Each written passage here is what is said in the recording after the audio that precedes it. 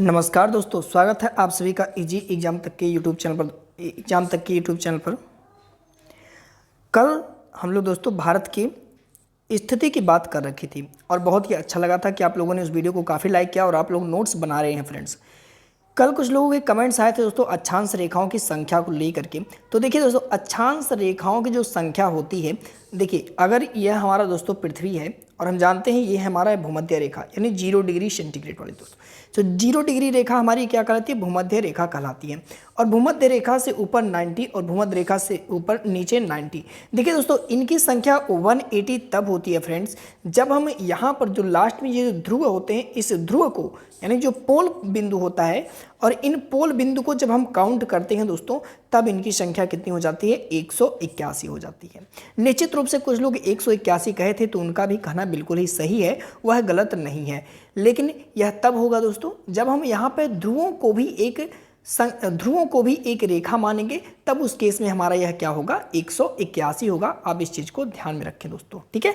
So friend, चलिए आज के सेशन को स्टार्ट करते हैं। और आज हम लोग बातें करने वाले दोस्तों भारत के पड़ोसी देशों के बारे में व उनके तटीय भागों के बारे में, यानी हेडिंग नंबर दूसरा आप डालेंगे दोस्तों, भारत के पड़ोसी देश व उनके तटीय भाग। चलिए दोस्तों शुरू करते हैं। देखिए, सबसे पहले आइए दोस्तों हम लोग देखते हैं कि भारत के पड़ोसी देश कौन कौन से हैं। तो आप लोग बहुत ही ध्यान से इस चीज़ों को देखिए। तो मैं कलर थोड़ा सा चेंज कर करके आपको बता रहा हूँ फ्रेंड्स। देखिए, सबसे पहले तो यहाँ पर एक छोटी सी रेखा आप देखिए दोस्तों, ये रेखा, इस रेखा को दोस्तों हम लोग बोलते हैं, ये जो रेखा है दोस्तों, देखिए यहाँ पर देखिए, सबसे पहले ये रेखा दोस्तों, इस रेखा को दोस्तों हम लोग बोलते हैं सर्किक रेखा। क्या बोलते हैं फ्रेंड्स? सर्किक रेखा, सर्किक रेखा। अब देखिए, सर्किक रेखा की क्या महत्वता है दोस्तों। एक प्रश्न हमसे पूछता है कि भारत और पाकिस्तान के बीच में कौन सी रेखा है जो कि विवाद का कारण है, तो वह होती है दोस्तों सर्किक रेखा। और कभी कभी एक प्रश्न पूछ लेता है कि सर्किक रेखा कितने डिग्री पर है, तो दोस्तों हमारा जो जवाब होगा वह होगा 24 डिग्री पर। 24 डिग्री पर एक रेखा जाती है, और यह रेखा दोस्तों, यह सर्किक बिंदु पर जो ये सर्किक रेखा है, इस रेखा से होकर के गुजरती है 24 डिग्री आपकी अक्षांश रेखा, ठीक है फ्रेंड्स। अब देखिए दूसरा दोस्तों हम लोग बातें कर रहे हैं, दूसरी सीमा देखिए लगा हुआ है, यहाँ से आप ध्यान दीजिए। तो देखिए ये सीमा दोस्तों, ये लगी हुई है पाकिस्तान के साथ। किसके साथ फ्रेंड्स? पाकिस्तान के साथ। आपको एक एक पॉइंट दोस्तों याद रखना है, पाकिस्तान के साथ लगी हुई है। और इसकी कुल लंबाई जो है दोस्तों, वह 3323 किलोमीटर है दोस्तों, ठीक है। फिर आप देखिए दोस्तों, हल्का सा ऊपर अगर आप चलेंगे, पहले मैं सीमा रेखा को आपको बता दूं, फिर आगे बढ़ते हैं। हल्का सा यहाँ पर आप देखें तो दोस्तों, ये आपकी थोड़ी सी सीमा लगी हुई है अफगानिस्तान की दोस्तों, ठीक है, 106 किलोमीटर। फिर उसके बाद दोस्तों जो सीमा लगती है वह आपकी होती है दोस्तों चीन की। ये सीमा आप देख रहे हैं, ये यहाँ तक, फिर यहाँ थोड़ा सा छोड़ करके दोस्तों, फिर थोड़ा सा यहाँ तक, फिर उसके बाद दोस्तों यहाँ तक। ये पूरा आपका चाइना से लगता है दोस्तों, चीन से लगता है दोस्तों, ठीक है। पूरा 3488 किलोमीटर। अभी डिटेल में बगल में लिखा हूँ, अभी समझा दूंगा सब कुछ, ठीक है। फिलहाल में आप लोकेशन याद रखो। फिर उसके बाद दोस्तों, उसके बाद किसके साथ लगती है, तो थोड़ा सा यहाँ पर आप देखेंगे दोस्तों, तो नेपाल के साथ सीमा रेखा लगती है, ठीक। ये सीमा रेखा दोस्तों नेपाल के साथ। फिर उसके बाद दोस्तों थोड़ा सा आप आगे आएंगे तो यहाँ पर दोस्तों भूटान के साथ सीमा लगती है 699 किलोमीटर की। फिर उसके बाद दोस्तों हमारी जो सीमा रेखा लगती है वह लगती है फ्रेंड्स यहाँ पर म्यांमार के साथ, देखिए, ठीक, म्यांमार के साथ। और दोस्तों अंतिम सीमा जो सबसे ज़्यादा लगती है वह हमारी लगती है दोस्तों, वह बांग्लादेश के साथ, ये देखिए बांग्लादेश के साथ।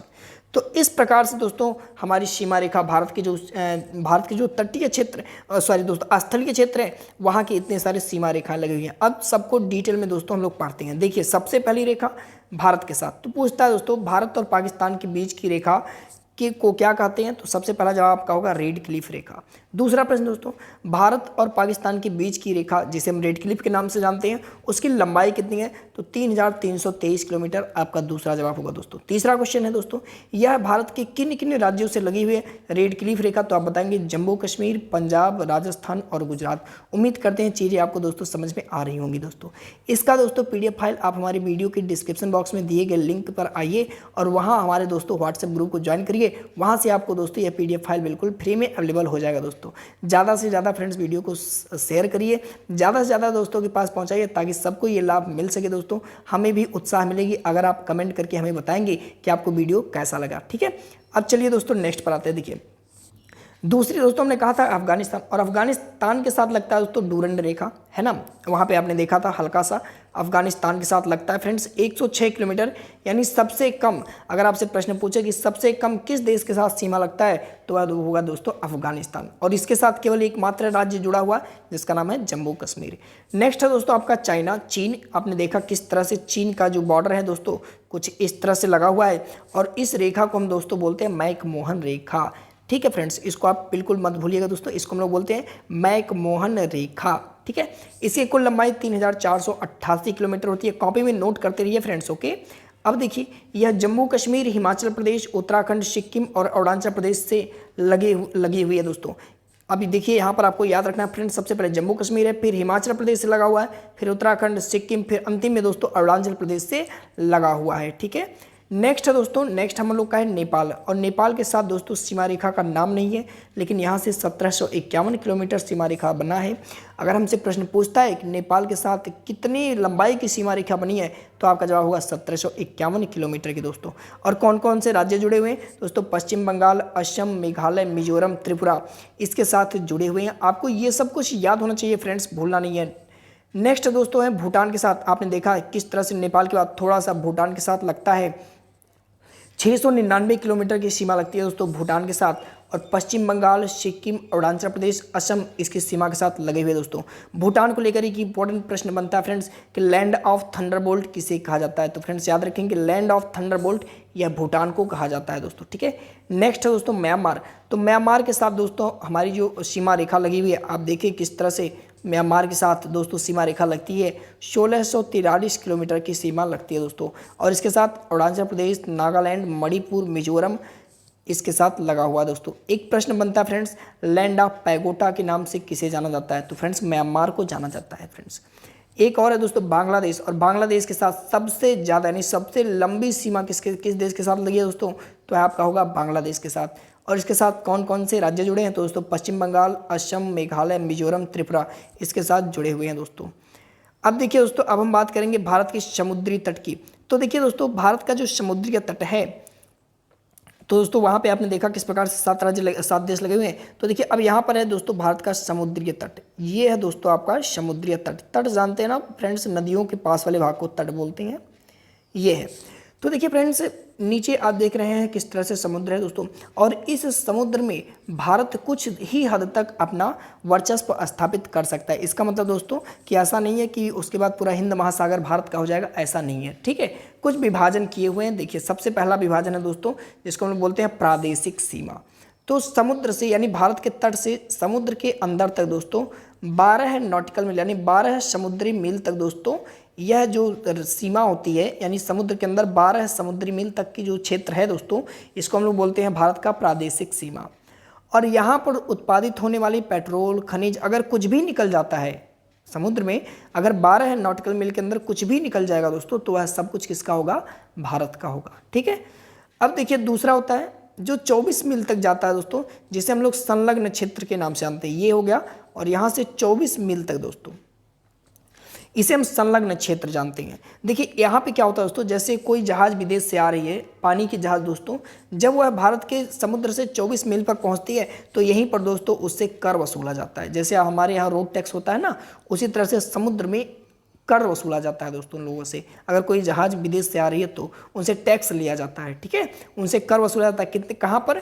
तो हमारा जो आर्थिक अनन्य क्षेत्र है, सॉरी दोस्तों संलग्न क्षेत्र है, वहाँ पर इनसे कर वसूला जाता है। ठीक है, अब देखिए तीसरा जो हमारा क्षेत्र होता है वह 200 समुद्री मील तक दोस्तों, 200 समुद्री मील तक। अब यहाँ तक जितने भी द्वीप हैं या जो कुछ भी निकलेगा, जो कुछ भी बातें निकलेंगी प्राकृतिक रूप से, तो उन सारी संसाधनों का दोहन भारत कर सकता है। कहने का मतलब दोस्तों कि उन पर भारत अपना चाहे प्रयोग करे, चाहे जो कर सकता है। कितने दूर तक? तो 200 समुद्री मील दूरी तक दोस्तों। वहाँ पर निकलने वाला कोई भी अगर द्वीप होगा, कुछ भी होगा, तो उस पर भारत अपना प्रयोग कर सकता है। वहाँ के संसाधन का सब कुछ वो अपना दोहन कर सकता है। ठीक है, तो इस तरह से 3 प्रमुख क्षेत्र बांटे गए हैं 200 समुद्री मील तक। उम्मीद करते हैं दोस्तों आपको समझ में आया होगा। तो वीडियो को लाइक जरूर करना फ्रेंड्स, इतना जरूर करना। अब हम बात करते हैं दोस्तों भारत के तटीय क्षेत्र की। तो तटीय क्षेत्र में देखिए 2 तट होते हैं। भारत के जो 2 तट हैं वह कौन कौन से हैं देखिए फ्रेंड्स। क्लियर करते हैं। देखिए ये है दोस्तों पश्चिमी तट और ये है दोस्तों पूर्वी तट। तो दो तट होते हैं दोस्तों, पश्चिमी तट और पूर्वी तट। तो सबसे पहले हम बात करें दोस्तों पश्चिमी तट पे, और इस पश्चिमी तट पे 4 तट पाए जाते हैं। उनमें सबसे नंबर 1 दोस्तों काकरापार तट या फिर कठियावाड़ा तट। तो आप देख रहे होंगे दोस्तों यहाँ से लगा करके, ये देखिए दोस्तों ये आपका है कठियावाड़ा तट, और ये दोस्तों गुजरात का तट है, गुजरात पर है गुजरात का तट। और दोस्तों सबसे ज़्यादा अगर कोई पूछता है कि सबसे लंबा तट कौन सा है, तो आप बताएंगे काकरापार तट या फिर कठियावाड़ा तट, जो कि गुजरात से लेकर के दमन द्वीप तक है। कहाँ तक है फ्रेंड्स? दमन द्वीप तक फैला हुआ है। दूसरा दोस्तों कोंकण, कोंकण दोस्तों दमन द्वीप से लगा करके, और यहीं पर है दोस्तों गोवा, यहाँ तक फैला हुआ आपका कोंकण। ये मैप में थोड़ा सा मिस्टेक है, देखिए दमन द्वीप से लगा करके कहाँ तक है? गोवा तक दोस्तों ये फैला हुआ है कोंकण तट, ठीक है, जिसे हम महाराष्ट्र का तट बोलते हैं। आपको इतना प्रश्न पूछता है फ्रेंड्स कि कोंकण तट कहाँ से कहाँ तक है, ठीक है, तो आप बताएंगे दोस्तों दमन द्वीप से लगा करके गोवा तक, ठीक है। अब देखिए ये सबसे छोटा तट है, ये सबसे छोटा तट है। अब यहाँ पर दोस्तों एक इम्पॉर्टेंट चीज़ है कोंकण तट पे। देखिए आपसे प्रश्न पूछता है कि जवाहरलाल नेहरू बंदरगाह किस तट पर है, तो आपका जवाब होगा फ्रेंड्स कोंकण तट। अगर आपसे पूछता है पेट्रोल के लिए जाने जाने वाला बॉम्बे हाई पेट्रोलियम किस तट पर है, तो दोस्तों आपका जवाब होगा कोंकण तट। तो यहाँ से ये 2 इंपॉर्टेंट क्वेश्चंस बनते हैं। तीसरा जो है फ्रेंड्स वह आपका है कन्नड़ तट। तो अब गोवा से लगा करके फ्रेंड्स फिर मंगलोर तक आ जाएंगे, आपका हो जाएगा दोस्तों गोवा तट, सॉरी कंकड़ तट। गोवा से लगा करके मंगलोर तक आपका है कन्नड़ तट, और इसे दोस्तों हम कर्नाटक का तटीय प्रदेश बोलते हैं। और यहाँ पर एक बंदरगाह है न्यू मैंगलोर बंदरगाह। अगर आपसे पूछता है न्यू मैंगलोर बंदरगाह किस तट पर है, तो आपका जवाब होगा दोस्तों कन्नड़ तट पर है। और यह दोस्तों बंदरगाह किसके लिए प्रसिद्ध है? लोहे के लिए प्रसिद्ध है, यानी यहाँ से दोस्तों हमारा लोहा जाता है दोस्तों, ठीक है। नेक्स्ट है दोस्तों मालाबार तट। मालाबार तट दोस्तों जो कि मंगलौर से लेकर के केरल तक है दोस्तों, मंगलौर से लेकर के केरल तक का तट है दोस्तों। सबसे पहले जब मानसून चलती है, जब हम आपको दोस्तों विश्व का भूगोल पढ़ाएंगे तो उसमें आपको बताएंगे कि जब मानसून आता है दोस्तों पछुआ मानसून, तो सबसे पहले मालाबार तट पर आकर के वर्षा करता है दोस्तों। जब ये दोस्तों दक्षिण पश्चिम मानसून चलती है तो सबसे पहले मालाबार तट पर आती है दोस्तों, ठीक है। और इस तट पर सबसे ज़्यादा आपके लेटेराइट मिट्टी पाई जाती है, ये भी क्वेश्चन इंपॉर्टेंट है दोस्तों। एक और क्वेश्चन है दोस्तों कि थोरियम सबसे ज़्यादा किस तट पर पाया जाता है, तो फ्रेंड्स मालाबार तट पर सबसे ज़्यादा थोरियम पाया जाता है। आपको ध्यान रखना फ्रेंड्स, ठीक है, मालाबार तट पर पाया जाता है सबसे ज़्यादा थोरियम दोस्तों। सबसे ज़्यादा नारियल किस तट पर होता है दोस्तों? मालाबार तट पर होता है सबसे ज़्यादा नारियल दोस्तों। अब दोस्तों पूर्वी में 2 ही चीज़ें आपसे पूछता है। सबसे पहला कि पूर्वी में कौन कौन है? कोरोमंडल तट किसका भाग है? तो सबसे पहला क्वेश्चन यही बनता है, तो आप बताएंगे पूर्वी तट का भाग है दोस्तों, जो कि कन्याकुमारी से विशाखापत्तनम तक फैला हुआ है दोस्तों। और उत्तर पूर्व मानसून सबसे पहले इस तट पर आती है दोस्तों। ये क्वेश्चन बनता है कि उत्तर पूर्व मानसून सबसे पहले किस तट पर आती है, तो आपका जवाब होगा दोस्तों कोरोमंडल तट पर दोस्तों, ठीक है। और दूसरा दोस्तों उत्तरी सरकार, जो कि विशाखापत्तनम से लेकर के महानदी के मुहाने तक फैला हुआ है। तो दोस्तों ये थे आज के सेशन। कल के सेशन में दोस्तों हम लोग डिग्री चैनल्स की बात करेंगे और भारत के जो भौगोलिक क्षेत्र हैं उन पर विशेष चर्चा करेंगे। आज के लिए इतना है दोस्तों, धन्यवाद।